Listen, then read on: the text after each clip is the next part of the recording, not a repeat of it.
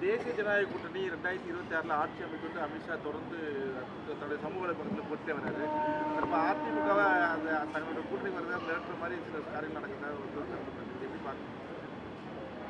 வட இந்தியாவில் ஏதாவது ஒரு மாநிலத்திலே வரும் என்கிற எண்ணத்தில் சொல்லியிருப்பார்.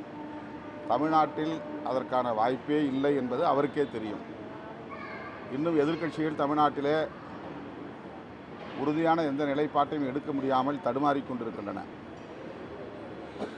அதிமுகவும் இன்னும் ஒரு அணியை உருவாக்கவில்லை, பாஜகவும் ஒரு அணியை உருவாக்க முடியவில்லை. புதிதாக கட்சி தொடங்கியிருக்கிற நடிகர் விஜய் அவர்களும் ஒரு உறுதியான நிலைப்பாட்டை எடுத்ததாக தெரியவில்லை. அண்மையிலே முதல் பொதுக்குழு கூட்டத்திலே அவர் பேசியது, அதிமுகவோ பாஜகவோ இரண்டாவது பெரிய கட்சியாக இருக்க முடியாது, நான் தான் இரண்டாவது பெரிய கட்சி என்று கிளைம் செய்திருக்கிறார். ஆக பாஜக, அதிமுக, தவேக ஆகிய 3 கட்சிகளுக்கு இடையிலே இரண்டாவது கட்சி யார் என்பதிலே தான் இப்போது தமிழ்நாட்டில் போட்டி நடந்து கொண்டிருக்கிறது. இந்த சூழலில் தேசிய ஜனநாயக முன்னணி ஆட்சி அமைக்கும் என்பது நகைச்சுவையாக இருக்கிறது.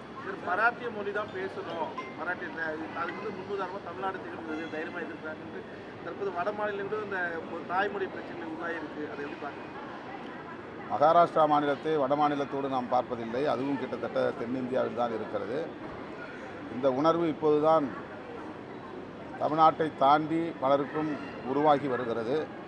இந்தி திணிப்பை அவர்கள் ஒரு எதிரான நடவடிக்கையாக பார்க்காமலேயே இருந்து விட்டார்கள். அதனால் வட இந்திய மாநிலங்களில் பூர்வீக குடிமக்கள் பேசிய பல மொழிகள் அழிந்து போயிருக்கின்றன.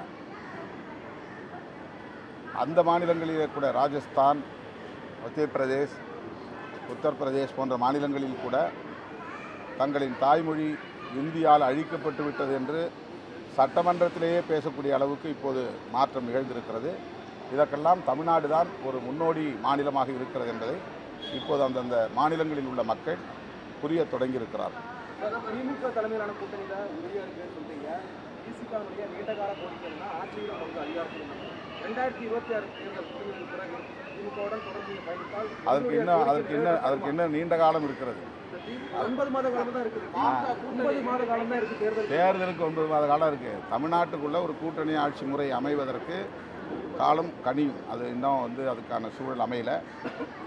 திராவிட கட்சிகளில் குறிப்பாக திமுக, அதிமுக ஆகிய 2 கட்சிகளில் ஒரு கட்சி இன்னும் பலவீனப்படுகிற போதுதான் இந்த கோரிக்கை வலுவாக மாறும். திமுக கூட்டணி ஏறக்குறைய 9 ஆண்டு காலமாக ஒரே கூட்டணி வலுவாக இருக்குது. ஆனால் அதிமுக கூட்டணியோ பிஜேபி கூட்டணியோ ஒரு வலு இல்லாமல் இருக்கிறதுக்கு சரியான தலைமை இல்லாத காரணம். தலைமைங்கிறது ரொம்ப முக்கியமான ஒரு விஷயந்தான். ஆனால் பொருந்தா கூட்டணி. பிஜேபியும் அதிமுகவும் அரசியலுக்காக வலிந்து உருவாக்கப்படுகிற கூட்டணியை தவிர கொள்கை அடிப்படையில் பொருந்தா கூட்டணி. அதனால் அவர்களால் தொடர்ந்து பயணிக்க முடியவில்லை. திமுக கூட்டணியில் கட்சிகளுக்கு இடையிலான நடவடிக்கைகளில் முரண்பாடுகள் இருக்கலாம், அவ்வப்போது கருத்து உரசல்கள் இருக்கலாம். ஆனால் அடிப்படையான கொள்கைகளில் அனைவருக்கும் ஒருமித்த பார்வை இருக்கிறது, ஒரே நேர்கோட்டில் இருக்கிறோம்.